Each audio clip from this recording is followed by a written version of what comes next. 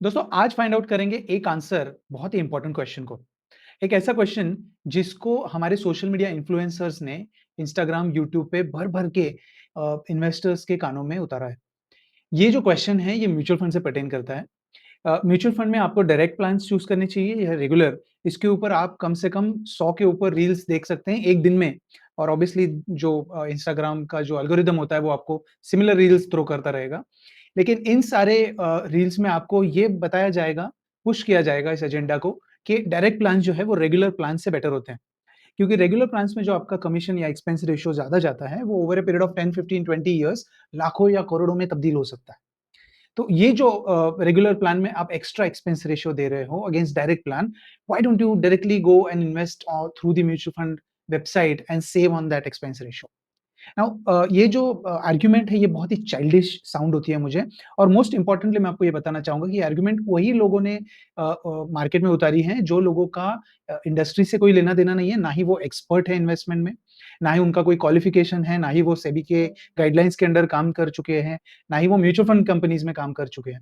वो सिर्फ़ एक फोमो क्रिएट कर रहे हैं या उस फोमो या ट्रेंड का पार्ट हो रहे हैं, जो उनकी रील्स या उनके जो वीडियोज़ हैं, वो उनको ज़्यादा पुश कर पाएगा, उनको ज़्यादा व्यूज़ बटोर पाएगा। ये जो पर्टिकुलर क्वेश्चन है whether you should go for direct और रेगुलर प्लान, ये क्वेश्चन का आंसर बहुत ही कॉम्प्लिकेटेड होता है। सबसे इम्पोर्टेंट ये चीज़ है कि डायरेक्ट और रेगुलर प्लान्स बनाए क्यों गए हैं इंडिया में?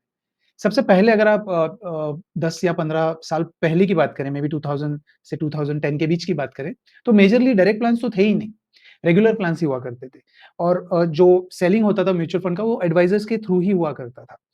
कुछ सालों बाद जैसे 2011-2015 के बीच में आपने देखा होगा कि डायरेक्ट प्लान्स में काफ़ी बढ़ोतरी हुई, काफ़ी फंड हाउस ने जो है डायरेक्ट प्लान्स लेके आना शुरू कर दिया।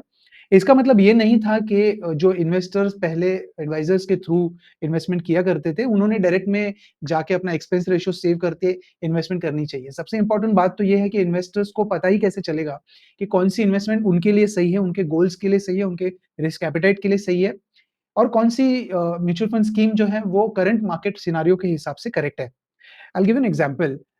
जैसे 2024 सितंबर, अक्टूबर में आपने देखा होगा कि इंडिया के मार्केट जो है गिरना चालू हुए थे और उसके पीछे का मेन रीज़न जो था वो एफआईआई का बहुत ही बड़े पैमाने पे जो है इंडिया से पैसा निकालने का जो ट्रेंड चालू हो गया था, उसकी वजह से इंडियन मार्केट जो है वो ड्रास्टिकली नीचे जा रहे थे। उसके साथ में इंडिया के भी कुछ डोमेस्टिक इंस्टीट्यूशनल इन्वेस्टर्स हैं या बड़े इन्वेस्टर्स हैं, वो भी इंडियन इन्वेस्टमेंट में से या इंडियन मार्केट्स में से पैसा निकाल रहे थे और उसके पीछे का मेजर रीज़न था ट्रम्प का यूएस में इलेक्शन जीतना।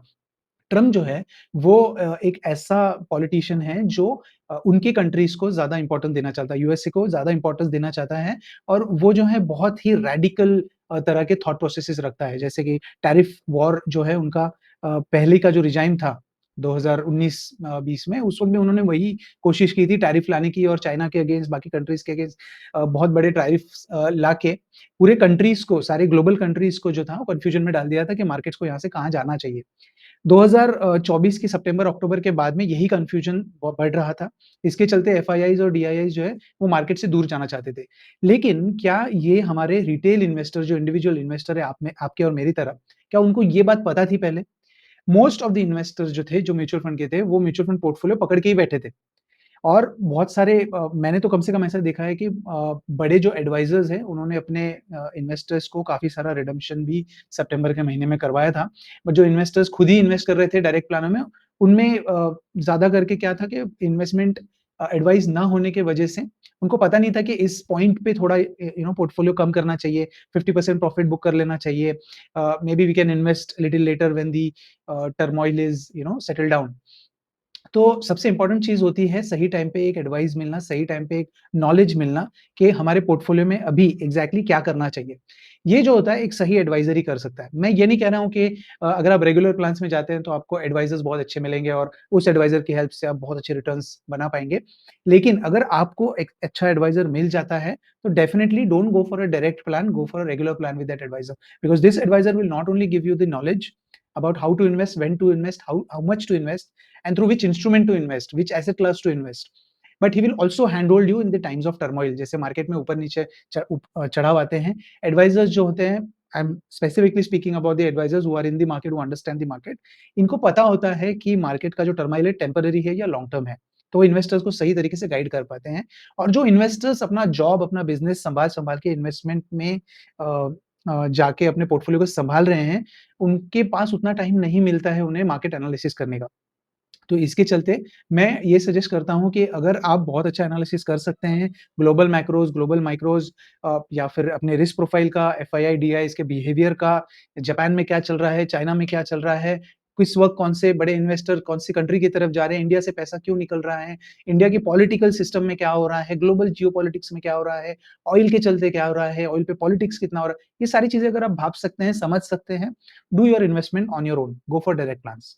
और अगर आप ये सब करने के लिए आपके पास टाइम नहीं है, I will highly suggest you find a good advisor with a good company. I can suggest you some great advisors, 360 Wealth, Julius Baer, Kotak Private Wealth. ये कुछ एडवाइजर्स हैं जिनके जो रिलेशनशिप मैनेजर्स होते हैं, वो काफ़ी वेल इक्विप्ड होते हैं। उनकी जो टीम होती है, बैक एंड रिसर्च टीम होती है, वो काफ़ी इक्विप्ड होती है, आपको सजेस्ट करने के लिए कि कौन से टाइम पे क्या इन्वेस्टमेंट करनी चाहिए। हालाँकि this is completely your decision whether you want to learn more, understand more, deep dive into the market and handle your own portfolio like a pro.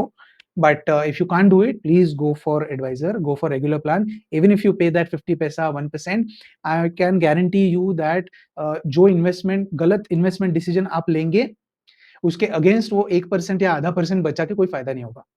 अगर आप सही एडवाइस के साथ इन्वेस्ट करते हैं, तो हो सकता है आप 4 या 5% ज़्यादा कमा लें।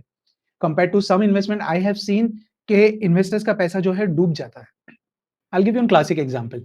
अगर आपको याद होगा 2023 में हिंडनबर्ग की रिपोर्ट आई थी अडानी कंपनीज़ के खिलाफ और इसमें हिंडनबर्ग ने काफ़ी सारे आरोप किए थे अडानी कंपनीज़ पे जिसके चलते अडानी कंपनीज़ के सारे स्टॉक्स को बहुत बड़ा नुकसान हुआ था और जो-जो इन्वेस्टर इन स्टॉक्स में म्यूचुअल फंड स्कीम्स के ज़रिए इन्वेस्टेड थे, उनमें उन स्कीम्स में काफ़ी ज़्यादा गिरावट आई थी।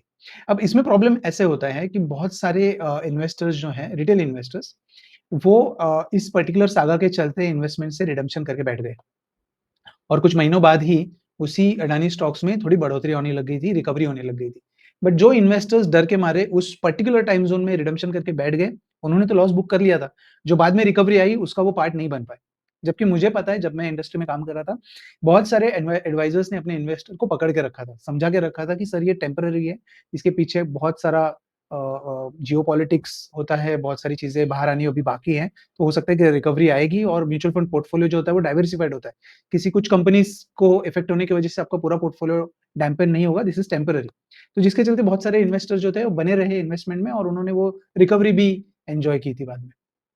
तो ये कुछ पॉइंटर्स हैं जो आपको समझाना चाहता हूँ कि डायरेक्ट और रेगुलर दोनों भी सही हैं, बट हर हर चीज़ हर किसी के लिए सूटेबल नहीं होती। वो आपको जो है समझना पड़ेगा कि कौन-सी साइड आपके लिए है। So with this, I would like to end this debate here. Please follow Arthniti for more such videos. Thank you.